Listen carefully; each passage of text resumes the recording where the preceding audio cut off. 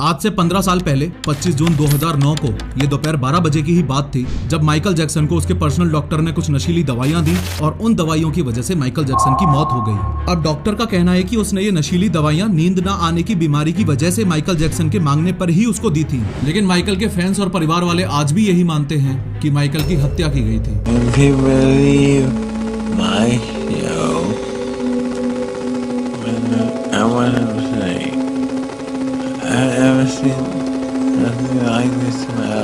देखो, हुआ कुछ ये था कि अपनी मौत से एक दिन पहले यानी कि 24 जून 2009 को माइकल एक कॉन्सर्ट की रिहर्सल कर रहा था। इस बात पर ध्यान देना कि ये माइकल की जिंदगी का आखिरी कॉन्सर्ट होने वाला था। इस कॉन्सर्ट का नाम था दिस इज इट और ये जुलाई में लंदन के द O2 अरीना में होने वाला था। ये कॉन्सर्ट माइकल के लिए इसलिए भी खास था क्योंकि पिछले काफी सालों में माइकल ने कोई भी परफॉर्मेंस नहीं दी थी।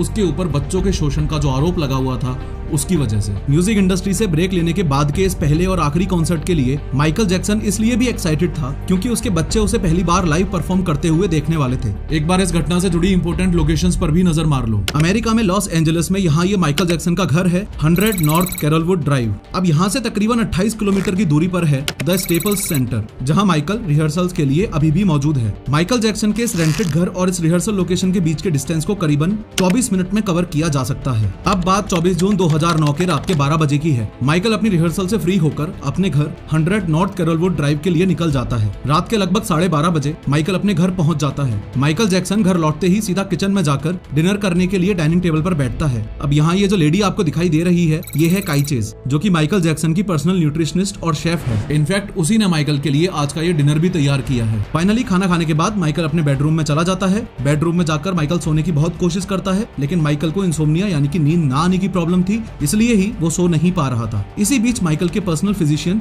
कॉनराड मरी की इस घर में एंट्री होती है। ये बात यहाँ आपको पता होनी चाहिए कि इस कॉनराड मरी को दिस इज इट कॉन्सर्ट के ऑर्गेनाइजर्स ने खास माइकल के लिए ही हायर किया था। चूंकि माइकल को इंसोम्निया था तो उसे बिना दवाई के नींद नहीं आती थी। माइकल जैक्सन को हर रात एक दवाई लेकर सोने की आदत थी, इसलिए उसने अपने स्वीट में अपने बेडरूम के बगल में ही एक मेडिकेशन रूम और बनवा रखा था। हर रात की तरह आज भी यानी 24 जून की रात को भी माइकल को नींद नहीं आ रही थी, इसलिए वो अपने उस मेडिकेशन रूम में जाता है। अभी करीबन रात के 1 बज रहे हैं और कॉनराड मरी मेडिकल रूम में ही नींद आने की दवाई देने की प्रिपरेशन कर रहा है। जितनी देर कॉनराड मरी माइकल की दवाइयों की प्रिपरेशन कर रहा है उतनी देर आप ये समझो कि कॉनराड माइकल को प्रोपोफोल नाम की एक एनेस्थेटिक दिया करता था और इसी दवा को देने के लिए कॉनराड हर रात माइकल जैक्सन के घर जाता था। खैर, रात को 1:30 बजे हर रात की तरह ही माइकल के डॉक्टर कॉनराड ने माइकल को पहले डायज़ेपम, लोराज़ेपम और मडाज़ोलम नाम की एनेस्थेटिक्स दी, लेकिन शॉकिंगली कोई भी दवा काम ही नहीं कर रही थी क्योंकि माइकल जैक्सन को नींद ही नहीं आ रही थी। फिर कॉनराड ने माइकल को बहुत सारे इंजेक्शंस लगाए, लेकिन उनसे भी कोई असर नहीं हो रहा था। ये नींद और दवाई देने का तमाशा 8-10 घंटे तक चलता रहा और फिर लास्ट में वो हुआ जिस चीज का डर था। माइकल अब कॉनराड से मिल्क मांगता है। यहाँ मिल्क उसी प्रोपोफोल को कहा जा रहा है जिसकी अभी हमने बात की थी। ये एक तरह का एनेस्थेटिक है जिसे डॉक्टर्स सर्जरी के दौरान यूज करते हैं। आगे बढ़ने से पहले मैं थैंक्स बोलना चाहूंगा इस वीडियो के स्पॉन्सर ओडू को, जो कि एक all in one business management software है और आपकी कंपनी को डिजिटलाइज और मैनेज करने में हेल्प करता है। अगर आप अपने बिजनेस में ट्रांसपेरेंसी और एफिशिएंसी चाहते हैं तो ओडू का साइन ऐप एक परफेक्ट सॉल्यूशन है। ओडू साइन से आप किसी भी डॉक्यूमेंट पर डिजिटल सिग्नेचर कर सकते हैं बिना किसी पेपर और पेन के झंझट के। ये सिक्योर्ड और लीगली बाइंडिंग है और ऑफिशियल रेगुलेशंस को भी फॉलो करता है। इसका यूजर फ्रेंडली इंटरफेस आपको अलाउ करता है कि आप आसानी से अपने कस्टमर्स, क्लाइंट्स, पार्टनर्स और बाकी पार्टीज के साथ डॉक्यूमेंट्स शेयर कर सकें। ये एडवांस्ड इंक्रिप्शन टेक्निक के साथ 100% सिक्योर्ड है। इसमें कई फीचर्स हैं जैसे auto signature suggestions, multi company support और साइनिंग ऑर्डर, जो इसे और भी उपयोगी बनाते हैं। डॉक्यूमेंट्स डिजिटली स्टोर्ड होते हैं जिससे प्रिंटिंग और मेलिंग कॉस्ट कम हो जाती है। ये ऐप रियल टाइम ट्रैकिंग भी प्रोवाइड करता है जिससे आप इसके डैशबोर्ड से ओवरव्यू ले सकते हो। हर स्टेप पर अपडेटेड रह सकते हो कि किस डॉक्यूमेंट का क्या स्टेटस है। इसके इंटीग्रेशन ऑप्शंस की मदद से आप ओडू की बाकी एप्स के साथ इस ऐप को भी सीमलेसली इंटीग्रेट कर सकते हो। ओडू साइन आपके बिजनेस के डॉक्यूमेंट साइनिंग प्रोसेस को और भी ज्यादा एफिशिएंट और स्मूथ बनाता है। तो आज ही इस्तेमाल करो ओडू ई-साइन को और एक्सप्लोर करो ओडू को। लिंक मैंने डिस्क्रिप्शन में दे दिया है। पहले तो कॉनराड माइकल को यह दवा देने से मना ही कर देता है, लेकिन सुबह तकरीबन 10:40 पर माइकल जैक्सन की जिद की वजह से कॉनराड उसे 25 mg प्रोपोफोल लाइडोकेन के साथ डाइल्यूट करके दे देता है। फाइनली माइकल जैक्सन को नींद आ जाती है। माइकल जैक्सन को सोता हुआ देखकर कॉनराड बाथरूम के लिए चला जाता है। थोड़ी देर बाद वापस आकर देखता है तो उसके होश ही उड़ जाते हैं। कॉनराड देखता है कि माइकल की पल्स भी वीक थी और वो सांस भी नहीं ले पा रहा था, यानी माइकल की बॉडी किसी भी तरह का कोई रिस्पॉन्स नहीं दे रही थी। ये सब देखकर कॉनराड के पसीने छूटने लगते हैं, क्योंकि सामने लेटा हुआ इंसान कोई छोटा मोटा बंदा नहीं था, बल्कि माइकल जैक्सन था। माइकल को बचाने के लिए कॉनराड ने हर मुमकिन कोशिश शुरू कर दी, और कोशिश की भी तो क्या, बेवकूफों वाली। इस कॉनराड ने माइकल को बचाने के लिए टोटल 10 मिनट तक सीपीआर दिया, जो कि इसकी बहुत बड़ी गलती थी। आगे बताऊंगा क्यों, लेकिन फिलहाल ये याद रखो कि अगर कॉनराड माइकल को सीपीआर ना देता तो शायद माइकल उस दिन बच जाता। खैर, उसके बाद कॉनराड को लगा कि शायद प्रोपोफॉल की डोज ज्यादा हो गई है, इसलिए प्रोपोफॉल के असर को कम करने के लिए उसने फ्लूमाजेनिल नाम की एक और दवाई माइकल की बॉडी में इंजेक्ट कर दी। ये दवाई सेडेटिव ओवरडोज को काउंटरैक्ट करने के लिए, यानी कि कम करने के लिए दी जाती है। लेकिन अभी भी, यानी कि इतनी दवाइयों के बाद भी माइकल तो रिस्पॉन्ड ही नहीं कर रहा है। जब कुछ भी काम नहीं आया तो कॉनराड ने हेल्प के लिए आवाज लगाई, लेकिन किसी ने कुछ सुना ही नहीं। इस समय तक कॉनराड बहुत घबरा चुका था। घबराहट में वो तकरीबन दोपहर 12 बजे चिल्लाते हुए सीढ़ियों पर आता है और काई से कहता है कि get help, get security, get prince. इतना कहकर वो वापस माइकल के कमरे में चला जाता है। डरी हुई काई सब कुछ छोड़कर माइकल के बड़े बेटे प्रिंस को लेकर आती है। प्रिंस की उम्र इस समय 12 साल थी, जो यहाँ डैन में अपने भाई बहनों के साथ खेल रहा था। काई को कोई आइडिया नहीं था कि एग्जैक्टली उसे क्या करना है, वो बस प्रिंस को लेकर आ जाती है। दूसरी तरफ कॉनराड माइकल के कमरे में जाकर तकरीबन 12:15 पर माइकल अमीर को कॉल करता है। ये माइकल अमीर माइकल जैक्सन का पर्सनल असिस्टेंट था। कॉनराड माइकल अमीर को हेल्प और सिक्योरिटी लाने को कहता है, लेकिन माइकल अमीर तो उस समय घर में था ही नहीं। अब चूंकि वो उस समय घर में मौजूद ही नहीं था, इसलिए माइकल अमीर फर्दर एल्बर्टो अल्वारेज को कॉल करता है, जो माइकल जैक्सन का पर्सनल सिक्योरिटी था। कॉल मिलते ही एल्बर्टो माइकल जैक्सन के रूम की तरफ भागता है और वहाँ माइकल जैक्सन को देखता है। वो देखता है कि माइकल का मुंह और आंखें दोनों ही खुली हुई हैं और वो अनरिस्पॉन्सिव मैनर में बेड पर पड़ा हुआ है। ये सब कुछ देखकर तुरंत एल्बर्टो ने 911 को कॉल किया। Not conscious, sir. Okay. All right. Do you have him? Is he on the floor? Where's he at right now? He's on the bed, sir. He's on the bed. Okay, let's get him on the floor. इस clip में अभी जो आवाज आपने सुनी वो Alberto की ही आवाज थी। जैसे ही 911 को कॉल किया, उन्होंने माइकल जैक्सन की बॉडी को बेड से उतार के जमीन पर लेटाने को कहा और उसे सीपीआर देने को कहा। Okay, let's get him down to the floor. I'm gonna help you with CPR right now. Okay. We need him. Yes, we need a. Yes, we're already on our way there. We're on our way. I'm gonna do as much I can to help you over the phone. We're already on our way.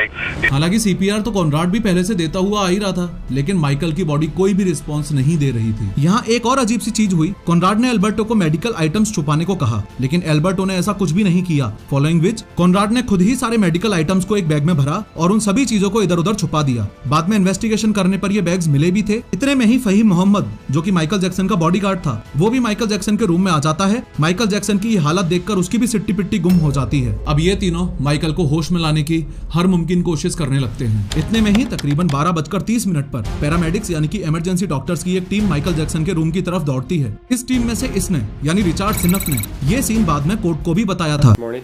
Now describe Dr. Murray's demeanor, please. Frantic. उसने बताया कि जब वो पहुंचा था तब Conrad अपने senses में ही नहीं था। खैर, जैसे तैसे पैरामेडिक्स की टीम भी माइकल को सीपीआर देती है, लेकिन कोई रिस्पांस नहीं आता। ये टीम माइकल को हॉस्पिटल ले जाने लगती है। अब नीचे मौजूद सभी घर वाले यानी काई, माइकल का बाकी का स्टाफ और तीनों बच्चे एक साथ एक जगह पर खड़े हो जाते हैं। थोड़ी ही देर बाद यानी कि 1:15 बजे पैरामेडिक्स माइकल जैक्सन को लेकर नीचे उतरते हैं। सभी घर वाले पैरामेडिक्स से पूछने की कोशिश करते हैं, लेकिन कोई जवाब ही नहीं देता है। माइकल जैक्सन को Ronald Reagan UCLA medical centre में लेकर जाया जाता है। वहाँ उसे बचाने की बहुत कोशिश करी गई थी, लेकिन माइकल किसी तरह का कोई रिस्पॉन्स दे ही नहीं रहा था। दोपहर 2:30 बजे माइकल जैक्सन को मरा हुआ घोषित कर दिया जाता है, यानी कि पर्सनल डॉक्टर कॉनराड की एक गलती की वजह से किंग ऑफ पॉप, दुनिया का जाना माना सिंगर और डांसर माइकल जैक्सन दुनिया छोड़कर चला जाता है। लेकिन सवाल ये आता है कि क्या ये सिर्फ एक गलती थी या फिर सोची समझी साजिश। आज की इस 3D एनिमेटेड वीडियो में हम स्टेप बाय स्टेप समझेंगे कि ऐसा क्यों माना जाता है कि माइकल जैक्सन की हत्या हुई थी। पर्सनल डॉक्टर कॉनराड ने तुरंत ही 911 पर कॉल क्यों नहीं किया, माइकल को इंसोम्निया कैसे हुआ और नशीली दवाइयों की लत कैसे लगी। ये भी समझेंगे कि वो प्लास्टिक सर्जरीज के पीछे इतना पागल क्यों था, और मोस्ट इम्पोर्टेंटली माइकल पर जो बच्चों के शोषण के एलिगेशंस लगे थे उनमें से कितने सच निकले। लेकिन हर बार की तरह शुरू से शुरू करते हैं। यूनाइटेड स्टेट्स में एक स्टेट है इंडियाना। उस स्टेट में एक सिटी है गैरी। इस सिटी में साल 1958 में 29 अगस्त को एक स्ट्रगलिंग मिडिल क्लास फैमिली में जन्म होता है माइकल जैक्सन का। माइकल जैक्सन के पिता जोसेफ जैक्सन एक क्रेन ऑपरेटर थे और उसकी माता कैथरीन जैक्सन होम मेकर थी। इनके 9 बच्चे हुए, Rebbie, Jackie, Tito, Jermaine, La Toya, Marlon, Randy, Janet और माइकल। इन 9 बच्चों में से सिर्फ 5 बच्चों ने, जैकी, टीटो, जर्मेन, मार्लोन और माइकल ने अपने पिता के कहने पर एक बैंड बनाया जिसका नाम था जैक्सन 5। माइकल जैक्सन के पिता जो ये बात अच्छे से जानते थे कि अगर इस दुनिया में जल्दी से पैसा कमाना है तो एंटरटेनमेंट इंडस्ट्री से बेस्ट ऑप्शन कोई भी नहीं हो सकता। वैसे भी देखा जाए तो इसका परफेक्ट एग्जांपल हम आज भी देख सकते हैं कि कैसे ये टिकटॉक बनाने वाले आज लाखों कमा रहे हैं। शायद जो को ये एहसास हो गया था कि अगर वो अपने बच्चों को इस फील्ड में भेजते हैं तो काफी अच्छा पैसा कमा सकते हैं, इसलिए बहुत कम उम्र में ही जो ने अपने 5 बच्चों को एंटरटेनमेंट सेक्टर में डाल दिया था। इसका नतीजा ये रहा कि उनका ये ग्रुप काफी फेमस भी हुआ था और उस समय जैक्सन 5 ने दुनिया में काफी धूम मचा रखी थी। लेकिन इन 5 में से सबसे ज्यादा पॉपुलैरिटी और अटेंशन ग्रैब किया माइकल ने। 5 भाइयों में माइकल सबसे छोटा था। डांस और सिंगिंग में सबसे अच्छी पकड़ भी उसी की थी। खुद माइकल भी ये जानता था कि वो हमेशा से ही एक परफॉर्मर बनना चाहता था। उसे स्टेज पर जाकर लोगों को एंटरटेन करने में बहुत मजा आता था, इसलिए उसने खुद के सोलो करियर पे भी ध्यान रखा। वो बीच बीच में अपने सोलोज निकालता रहता था ताकि जिस प्रकार का म्यूजिक वो लोगों के सामने लाना चाहता है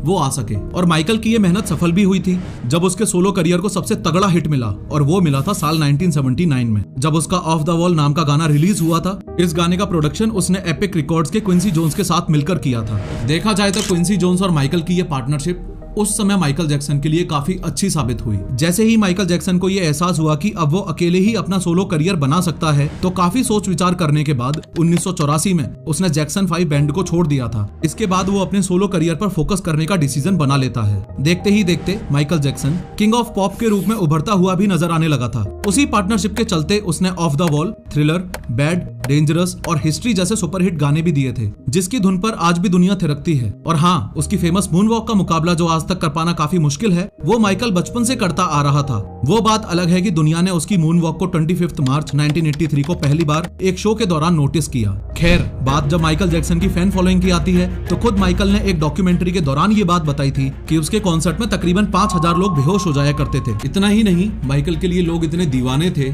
कि उसको पास से देखने के लिए चलते कॉन्सर्ट में स्टेज पर चढ़ जाया करते थे। इसका एक एग्जाम्पल आप इस वीडियो में देख सकते हैं। ये बंदा माइकल जैक्सन के लिए इतना दीवाना था कि अपनी जान जोखिम में डालकर क्रेन पर चढ़ गया था, और उसका ये प्यार देखकर माइकल जैक्सन ने भी उसे गले से लगा लिया था। लेकिन अक्सर कर सेलिब्रिटीज से इस जेस्चर की उम्मीद कम ही करी जाती है। जहां कई सुपरस्टार्स अपने फैंस को इस तरह से ट्रीट करते हैं, वहीं माइकल उन्हें गले से लगा लिया करता था। शायद इसी डिफरेंस ने माइकल जैक्सन को किंग ऑफ पॉप बनाया था। अब यहाँ तक देखने में माइकल की लाइफ जितनी मजेदार दिख रही है उतनी थी नहीं। उसके साथ 2 ऐसे मेजर एक्सीडेंट्स हुए जिन्होंने उसकी जिंदगी पलट कर रख दी। दरअसल साल 1984 में हुआ कुछ ऐसा था कि माइकल एक पेप्सी कमर्शियल की शूटिंग के दौरान एक्सीडेंट का शिकार हुआ। जैसा कि आपने अभी इस क्लिप में देखा कि माइकल यहाँ इस जालीदार गेट के पीछे खड़ा हुआ था। वो आगे बढ़ता है और एक छोटा सा फायरवर्क होता है। उसी फायरवर्क से निकली एक चिंगारी माइकल जैक्सन के बालों में आ गिरती है। थोड़े टाइम तक तो उसे एहसास ही नहीं होता है, लेकिन धीरे धीरे आग उसकी खोपड़ी तक चली जाती है, जिसकी वजह से उसे 3rd डिग्री बर्न्स आ जाते हैं। इसके बाद साल 1999 में भी उसके साथ एक और हादसा हुआ। इस हादसे में माइकल जर्मनी में एक कॉन्सर्ट के दौरान अपने ही गाने दी अर्थ सॉन्ग पर एक ब्रिज के ऊपर खड़े होकर परफॉर्म कर रहा था। तभी अचानक वो ब्रिज एक खराबी के चलते 50 फीट की ऊंचाई से एकदम जमीन पर आ गिरा। लेकिन इतने बड़े हादसे के बाद भी उसने परफॉर्मेंस को कंप्लीट किया। इस हादसे के बाद माइकल को तुरंत हॉस्पिटल में पहुंचाया गया। बस यहीं से माइकल को पेन किलर्स और सेडेटिव्स यानी नींद की दवाइयों की लत लग गई। इन हादसों से ही माइकल को स्टेज पर खुलकर परफॉर्म ना कर पाने का डर सा पैदा होने लगता है। उसका ये डर बढ़ते बढ़ते इतना बढ़ गया कि इसी डर की वजह से वो स्ट्रेस में रहने लगता था, और इसी स्ट्रेस की वजह से माइकल के शरीर में काफी सारी बीमारियां भी जन्म ले लेती हैं। लेकिन उन सभी बीमारियों में सबसे खतरनाक बीमारी थी इंसोम्निया की, जिसके चलते माइकल कई दिनों तक नहीं सो पाता था। उसकी इसी मेडिकल कंडीशन को देखते हुए उसे काफी सारे मेडिकेशन सजेस्ट किए गए, लेकिन कोई भी मेडिसिन उसके लिए काम नहीं कर रही थी। फिर उसे कॉनराड ने प्रोपोफॉल के बारे में बताया। जैसे ही माइकल ने प्रोपोफॉल का इस्तेमाल किया, वैसे ही उसे चैन से नींद आने लग जाती है। अब हर रात उसे प्रोपोफॉल का एक इंजेक्शन दिया जाता था, और उस समय माइकल को इस प्रोपोफॉल की आदत सी पड़ गई थी। असल में प्रोपोफॉल एक इंट्रावीनस एनेस्थीसिया की तरह काम करता है, यानी कि जो सीधा आपके वेन्स में जाकर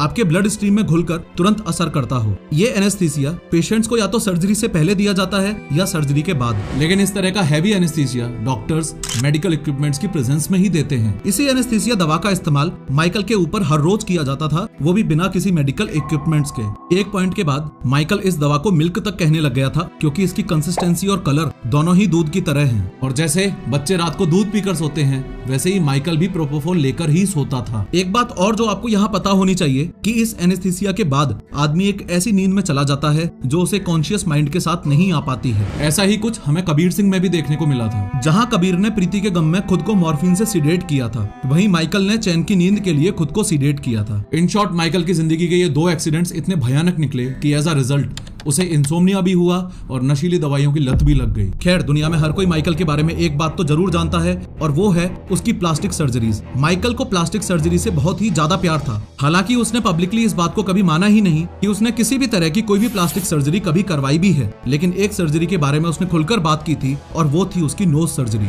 माइकल ने इतनी बार नोज सर्जरी करवाई थी कि एक आम आदमी तो अपनी जिंदगी में करवा ही नहीं सकता है। माइकल को बचपन से ही अपनी नाक पसंद नहीं थी और उसका कारण था उसके पिताजी। माइकल के पिता काफी खड़ूस नेचर के थे। काफी कम उम्र में ही उसने अपने सारे बच्चों को एंटरटेनमेंट इंडस्ट्री में धकेल दिया था ताकि 10 जन के परिवार का पालन पोषण ढंग से हो सके। इसी सोच के साथ माइकल के पिता जो ने अपने बच्चों को हमेशा एक ट्रेनर की तरह ट्रीट किया था। उसने कभी अपने बच्चों को डैड बुलाने तक की इजाजत भी नहीं दी थी। प्रैक्टिस के दौरान वो अपने बच्चों को इतना मारते थे कि उनकी माँ यानी कैथरीन को रोकना पड़ता था। इन सभी चीजों की वजह से माइकल के दिमाग में अपने पिता के लिए एक विलेन की इमेज बन गई थी। वो अपने पिता से काफी नफरत करता था और डरता भी था।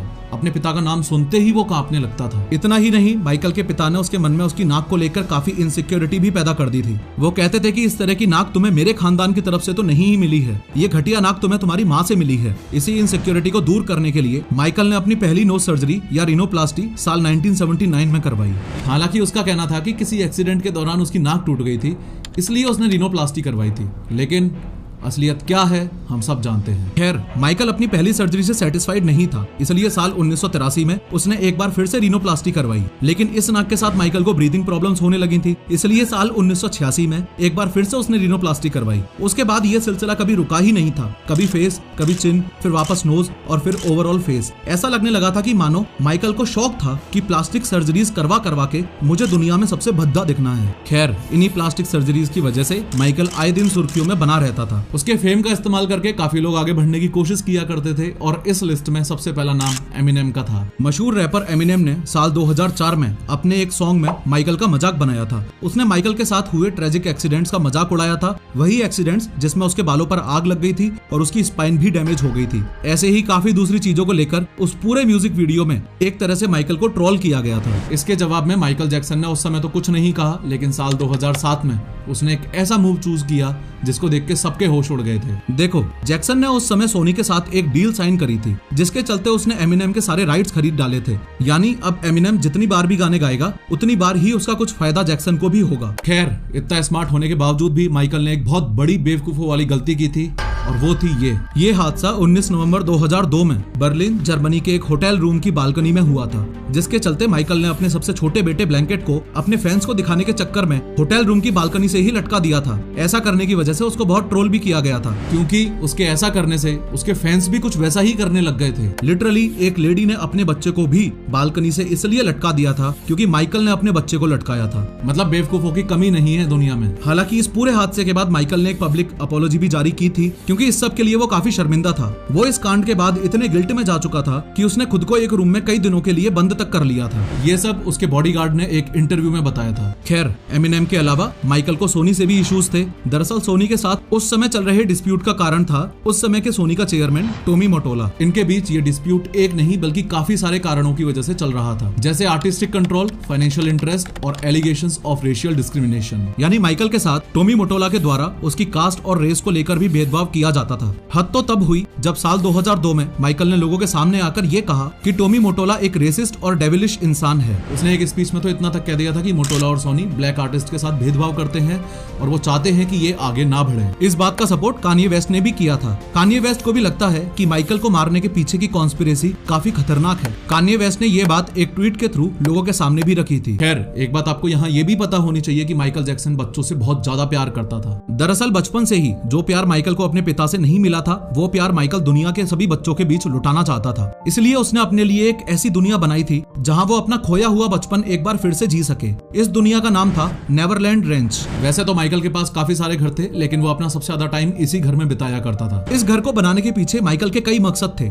जैसे माइकल अपना खुद का पर्सनल जू भी बनाना चाहता था, क्योंकि उसे जानवरों से बहुत ही ज्यादा प्यार था। इसलिए उसने नेवरलैंड रेंच में एक जू भी बनाया था। साथ ही यहाँ आने वाले हर बच्चे को वो बचपन की सारी खुशियां देना चाहता था। इसलिए उसने अपने घर में ही बच्चों के लिए एक अम्यूजमेंट पार्क भी बनवाया था। यहाँ वो खुद भी बच्चों के साथ खेला करता था। अक्सर ये देखा भी गया था कि माइकल खुद भी इन बच्चों के साथ बच्चा बन जाता था। वो बच्चों के साथ झूला झूलता और लॉन्ग आवर्स तक उनके साथ खेला करता था। लेकिन कैसा हो, अगर 24 घंटे बच्चों से घिरे रहने वाले इंसान पर उन्हीं बच्चों के शोषण के केसेस लग जाएं तो। ऐसा ही कुछ था माइकल जैक्सन के साथ, जहां उस पर बच्चों का शोषण करने का केस लगाया गया था। ये केस 1993 में इवान चैंडलर नाम के डेंटिस्ट ने लगाया था। इस केस में इवान ने अपने बेटे जॉर्डन के साथ हुए मॉलेस्टेशन के चलते माइकल पर आरोप लगाए थे। इन्हीं आरोपों के चलते माइकल के घर पर 22 दिसंबर 1993 को पुलिस उसकी तहकीकात करने के लिए आती है। अब नॉर्मल इन्वेस्टिगेशन होती तो बात अलग थी, लेकिन हद तब हो गई जब उन्होंने जैक्सन को पूरी तरह से न्यूड करके उसकी पूरी बॉडी चेक करी थी। इस बारे में माइकल ने एक वीडियो के थ्रू लोगों को बताया था। उसने इस वीडियो की हेल्प से कहा